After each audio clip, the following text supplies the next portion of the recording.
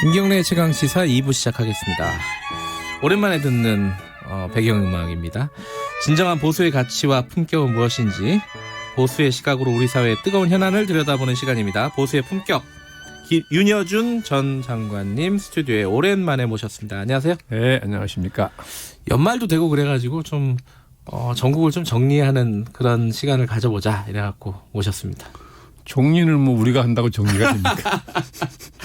청취자분들을 위해서 한번 좀 정리를 해야 되지 않을까. 지금 국회 상황이 필리버스터 어제 막 끝나고요. 네. 내일 또 임시국회 다시 본회의가 열린다고 하고 뭐 어지러웠습니다. 몇 달 동안. 뭐 어떤 생각이 드세요? 이거 막 필리버스터 하는 걸 보셨잖아요. 뉴스에서 보셨을 텐데. 아마 한마디로 하면 네. 국회는 없고 당파만 있다. 이런 거죠. 국회는 없고 당파만 있다. 왜냐하면 국회라는 게 네. 사회 다양한 이해 갈등을 조정을 해서 네. 하나로 묶어내는 그걸 사회 통합 기능이라고 하잖아요. 네. 가장 중요한 기능인데 이걸 못하는 정도가 아니라 오히려 밖에 나가서 막 갈등을 증폭시키고 장외에 나가서 막 국면을 예를 들면 선동하고 극한 대결을 조장하고 뭐 이런 역할을 막 정당들이 했잖아요. 네. 네. 그러니까 아니 의회 정치라는 것은 대화 타협을 전제로 한 제도인데, 네. 그렇죠? 예. 그럼 국회 내에서 대화 타협을 통해서 해결해야 되는데 이게 전혀 안 되고, 예. 자꾸 국회 밖으로 나간단 말이죠. 당파적 이익 때문에 그러는 거잖아요. 그러니까 국회의 본래 역할 기능보다는 당파 이익을 더 중시하니까 이런 일이 벌어지는 거 아니냐는 거예요. 이건 정말 여야 공히 국회의원들이 특히 두 개의 거대 정당, 여야 거대 정당은 정말 반성해야 됩니다. 근데 이게 이게 보통 저도 그런데 이 양비론 있잖아요. 네. 여야 모두 반성해야 된다. 이게 요즘은 그거 싫어하는 사람들이 많더라고요. 아니 누가 잘못했는지 따져봐야지 왜 양쪽 다 그렇게 뭐라고 하느냐. 그러니까 따져보면 네. 반드시 어느 한쪽만 전적으로 잘못했다고 하기는 어려운 거잖아요. 근데 왜 그게 그러냐면 권위주의 시절부터 항상 우리는 여야 간의 극한 대결 정치가 계속돼 왔어요. 네.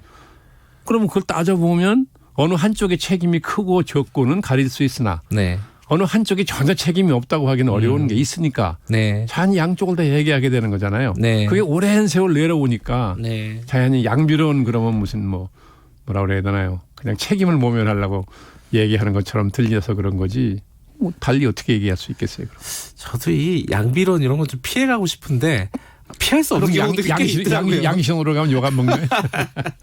근데 어찌됐든 이 와중에 사실은 자유한국당 같은 경우에는 장외 집회를 하다가 국회 안으로 들어왔어요. 일단 경내로요. 네. 국회 본회의장 안으로 들어오진 않았지만 그렇게 경내에서 이제 지지자들과 함께 집회도 하고 폭력 사태까지 있었어요, 사실. 뭐 다른 정당 네. 당직자들을 폭행을 하거나 그 지지자들이 그랬던 경우가 있었는데 물론 우리 당원인지 어떻게 확인하냐 나중에 뭐 그렇게 얘기를 하던데 자유한국당 쪽에서는 그 상황은 조금 보기가 힘든 상황이었어요. 그러니까 지금까지 보기가 어려운 상황이었어요. 그렇죠. 예. 그 제가 이제 그 당에 있는 사람들한테 네. 저도 이제 자세한 진실은 잘 모르니까 네네. 그런 폭력 사태가 있었다는 보도만 보고 국회 경내에서 이게 뭐 하는 짓이냐 정당이 그랬더니 그건 뭐 당원이 아니고 거기 참여했던 뭐 지지자들이 그랬는데 그 지지자들이 그렇게 감정이 격앙된 것은 국회가 문을 잠궜다는 거예요. 출입문을. 네, 미안합니다. 예, 그래서 과거에는 그런 일이 없었는데 이번에는 그 출입문을 잠그는 바람에 좀 격앙이 돼서 그런 일이 벌어졌는데 네. 자기들도 그건 안 된다 싶어가지고 만류를 했고 황 대표 자신도 불법적인 일을 하면 안 된다라고 현장에서 만류를 했다. 뭐 그렇게 말을 하더라고요. 그렇군요. 근데 이제 뭐 한교안 대표 같은 경우에는 그 지지자들에게 우리가 승리했다 이렇게 이제 표현을 하기도 했고요. 그리고 이제 그 지지자들 중에는 이제 소위 말하는 이제 태극기 세력들이 꽤 있는 것 같고 그리고 우리공화당 쪽도 많이 왔고요. 네. 이게 약간 황교안 대표가 이 좀 극우적인 성향을 갖고 있는 세력들과 지나치게 밀접하게 지금 가는 거 아니냐라는 우려를 하는 사람들이 있습니다. 당연히 그런 인상을 받게 되겠죠. 네. 근데 이제 당에서는 이렇게 생각하는 것 같아요. 일단 이 국면을 네. 이제 돌파를 하려면 역시 그런 그 고정 지지층을 결속시키는 길밖에 없다라는 네.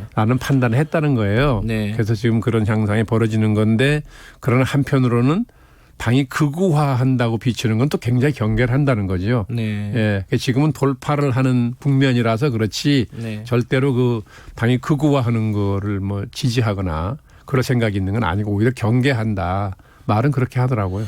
경계는 하는데 내심으로는 이거 좀 지지 세력도 결집을 해야 되고. 그래서 돌파를 해야 된다 이런. 약간 좀 딜레마네요, 이게 좀. 그렇죠. 항상 그래요. 현실 정치라는 게 항상 딜레마적인 요소가 있죠. 근데 이 일이 지금 벌어진 이유가 뭐 다른 뭐 공수처법 뭐 검찰 개혁 관련된 법안도 있지만 선거법이잖아요. 기본적인 그렇죠. 거는. 그렇죠. 근데 선거법에 대해서 민주당에서는 아니 지금까지 패스트트랙 올라갈 때도 마찬가지고 패스트트랙 올린 다음에도 열려 있었다. 자유한국당 쪽에서 좀 들어와서 그 연동형 비례제라는 약간 좀 시대적인 어떤 과제 여기에만 동의해 준다면은 충분히 논의가 가능했는데 한 번도 뭐 어떤 그런 참여의 뜻을 비치지 않았다. 그리고 자유한국당은 아니 니들끼리 마음대로 하고 지금 무슨 말이냐 이거예요. 요거는 참 이게 시각에 따라서 다른 얘기긴 한데 이 현 장관님은 어떻게 보셨습니까? 아니, 저는 뭐 구체적으로 그 과정을 제가 뭐 들여다본 일이 없어서 네. 예.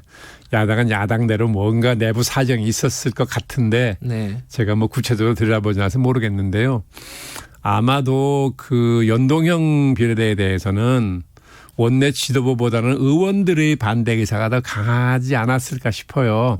예, 그러니까 원내대표가 좀 협상을 하고 싶은 의향이 있어도 의원들 다수가 그 강력히 반대하면 어려운 거잖아요. 그런 고충이 있지 않았을까 하는 짐작은 해요. 과거 의원들의 그 성향으로 봐서. 네. 예, 자세한 건 저도 뭐. 그래도 이제 아니 좀 큰 틀에서 보면요. 자유한국당도 어차피 이 선거제를 조금 손을 봐야 된다라는 대의는 있었으니까요. 저 국회 시작할 때부터. 그렇죠. 그러면 들어가서 뭐 실리라도 좀 챙기는 게 더 낫지 않았을까? 결과적으로 보면은. 결과적으로 아무런 어떤 그 자유한국당의 의사가 들어가지 않은 선거법이 나온 거잖아요. 그렇죠. 본인들이 전략이 실패한 거 아닐까라는 생각도 드는데. 뭐 결과론적으로는 그렇게 얘기할 수도 있을지 모르죠. 네. 예. 하지만 그럴 여지가 별로 없었다 이렇게 보시는 건가요? 모르겠어요. 이게 기본적으로 네. 여당은 말하자면 이제 강자로서 네. 그죠? 예. 어떤 포용적인 자세가 기본적으로 좀 있어야 되고 협상하는 데 있어서는 야당은 약자니까 그죠? 약자로서의 한계를 또 인정을 해야 되는데 이게 네. 잘 안 되는 거잖아요. 네. 예, 이게 어느 한쪽이 잘하고 못하고를 따지기 이전에 양쪽에 다 기본적으로 이런 자세가 있었느냐 하는 걸 돌이켜 보면 제가 볼 땐 여당도 나중에 이제 나경원 원내대표 임기가 끝나서 심재철 의원이 이제 후임자가 됐잖아요. 네. 그죠? 근데 되자마자 뭐든지 기억이 안 나는데 여당이 일방적으로 뭘 이제 해버리던데 제가 그걸 보면서 저것은 아무리 뭐 시간이 촉박해서 압박감을 느꼈더라도 네. 제1야당의 원내대표가 막 선출이 됐는데 되자마자 저렇게 앉아서 본격적으로 얘기도 해보기 전에 저렇게 해버리면 정치 도의적으로 저게 협상하겠다는 태도냐 밀어붙이겠다는 자세지. 그럼 야당이 극렬히 저항하죠. 근데 어찌됐든 결과적으로 지금 선거법이 통과가 될 예정입니다. 네. 내일 아마 통과가 될 가능성이 네. 굉장히 높은데 네. 지금 연동형 비례제 좀 복잡하지만은 네. 뭐 지역구는 그대로 가고 네. 50% 연동형을 하고 30석에 캡을 씌우고 네. 복잡하지만 복잡해요. 예. 설명드리는 게 저도 잘 이해가 못하고. 아까 이제 하승수 녹색당 위원장 같은 경우는 원래 선거제도가 빵점이었기 때문에 100점짜리는 아니더라도 조금은 나아진 거다. 그 정도로 지금 생각하고 있다라고 하는데 그 선거제 이번 개편 방향에 대해서는 어떻게 보세요, 임 장관님은? 개편 방향이라면 어떤 방향이요? 이런 어떤 연동형을 일부라도 이제 만들고 네. 이렇게 하는 부분에. 저는 연동형을 기본적으로 찬성을 했던 사람인데 왜냐하면 네. 우리나라는 항상 이 거대 양당 네. 체제로 내려왔잖아요. 네. 이게 항상 극한 대결이었어요. 예. 그렇죠. 근데 한 번 잠깐 제3당이 생겼던 기간이 있었습니다. 음흠. 그 이름이 국민의당이었나요? 그렇죠. 네. 해보니까 양당 간의 격돌이 안 일어나고 음흠. 그렇죠. 네. 타협의 정치가 좀 이루어진 기간이 있었어요. 네. 이걸 국민들이 보고 해롭지 않다고 생각했던 거 아닙니까? 네. 예. 그러니까 저는 그런 점에서 네. 연동형 자체는 저는 한번 해보자 했던 사람인데 해볼만하다. 네. 연동형도 이제 어떤 연동형 하느냐에 달렸죠. 네. 지금 같으면 저거 굳이 하는 게 무슨 의미가 있나 싶어요 저는. 아 지금 같은 경우 예. 그 말하자면 너무 수정을 그렇죠. 거쳐서 그러니까 전체 의석수는 못 건드리고 예. 예? 또 비례대표 수도 못 늘리고 예. 지금 결국 큰 의미가 없는 제도가 돼버렸잖아요. 아하. 예. 그러니까 저렇게 구차한 제도로 할 바에야 뭘 그거 하겠다고 저렇게 난리를 쳤냐는 생각이 들어간다는 거죠. 그 질문을 제가 민주당 쪽 연결했을 때 드렸더니 네. 이렇게 대답을 하더라고요. 그래도 한 발 나가는 게 중요한 거 아니냐. 한 발자국이라도 그래서 한 발짝 게. 나가는 것만 생각합니까? 치른 대가는 생각 안 해요? 아, 그 한 발짝 때문에 치른 그러면 대가 치른 너무 대가가 크다? 있죠. 얼마나 국민들한테 많은 실망을 주고. 예? 그러면 요번에 선거제도가 실제로 시행이 돼가지고 네. 21대 총선을 하게 되면은 네. 어떤 정당 간의 힘의 균형이라든가 이런 의석수라든가 이런 부분에 대해서 좀 예측이 가능한 부분이 좀 있을까요? 어떻습니까? 아니 근데 지금 민주당이 아직 어떻게 할지 모르는 거잖아요. 어떤 부분을요? 아니 그 이제 비례 민주당을 만들지 않는 그건 모르죠. 모르는 거잖아요. 예. 예. 그러니까 지금 뭐라고 예상하기는 어려운데 아직은 예. 민주당이 그걸 안 만들고 선거를 치려고 할까? 그러면 결과가 되게 뻔히 예측이 될 텐데요. 네. 어떤 형태로든지 예. 그런 비례민주당을 만드느냐 아니면 다른 방식으로 만드는 효과를 볼 수 있는 방법이 뭐가 있는지 저는 모르겠습니다만 네. 다른 방법을 찾느냐 하는 것은 아직 두고 봐야 될 일이잖아요. 자유한국당에만 득이 되는 제도를 그냥 하려고 그럴까요? 그 자유한국당이 그 비례한국당 물론 이름은 네, 그렇게 가진 않겠지만 비례한국당을 만들게 되면 그게 자유한국당의 득이 될 거라고 보시는 거예요? 그러니까 이쪽에 민주당이 안 만들고 안 만들고 하면 일방적으로 득을 볼 수 있겠죠. 근데 이 비례한국당이라는 게 위성정당이잖아요. 네, 위성정당이죠.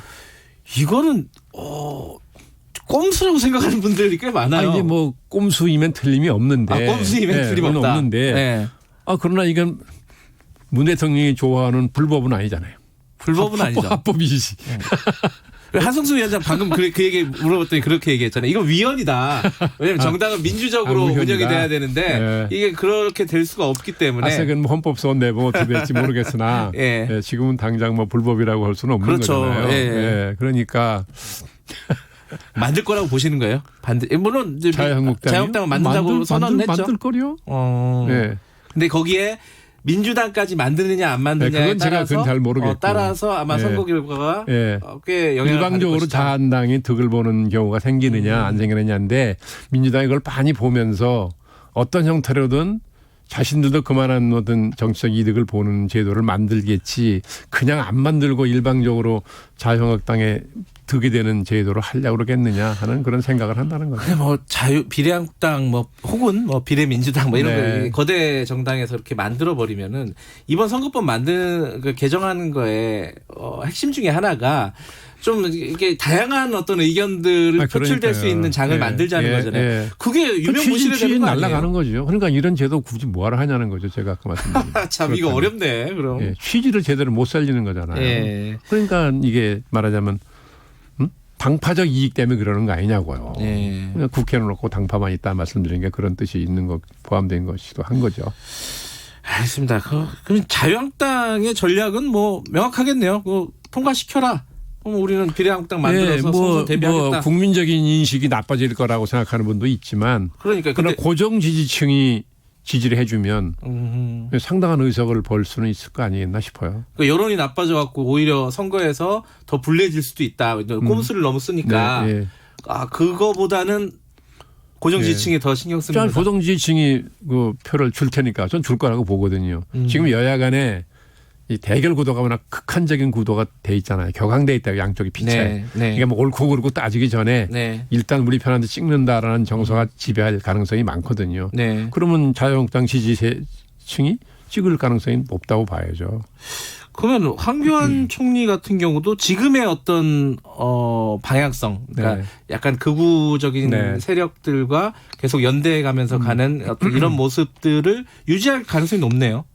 그죠? 그렇게 생각하면. 그건 아닐지 모르죠. 왜요? 지금 국면에서는 그렇게 가더라도 예. 일단 이 국면이 끝나고 나서 음흠. 이제 총선 국면으로 가면 황 대표가 지금 같은 이미지를 가지고 네. 그런 국민적 인식을 가지고 선거 치르려고 하겠습니까? 그래도 중도표를 좀 신경 쓰면서 물론이죠. 갈까요? 그러니까 아까 말씀드렸지만 황 대표 스스로도 정당의 극우화된다든가 자기 자신이 어떤 극우적인 리더십을 보인다고 인식을 줄까 봐 굉장히 그걸 조심한다는 거거든요. 네. 그러니까 거기서 나름대로 뭔가 이제 총선 국면으로 해가 바뀌고 나서 네. 총선 국면으로 가면 여러 가지 이제 뭐 생각하는 게 있지 않겠어요? 근데 제가 보기에는 지금 아마도 뭐 키워드라는 게 항상 한국 정치에 정해져 있는 게 있는데 아마도 이제 이렇게 극도로 분열되어 있는 상태를 의식해서 황 대표도 뭐 국민 통합을 내걸 가능성이 많이 있죠.